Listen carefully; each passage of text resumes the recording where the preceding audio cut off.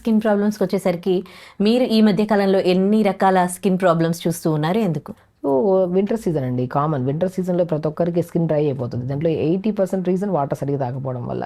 మనము బేసికలీ సమ్మర్లో మనకి స్కిన్ ప్రాబ్లమ్స్ ఎక్కువగా ఉండవు.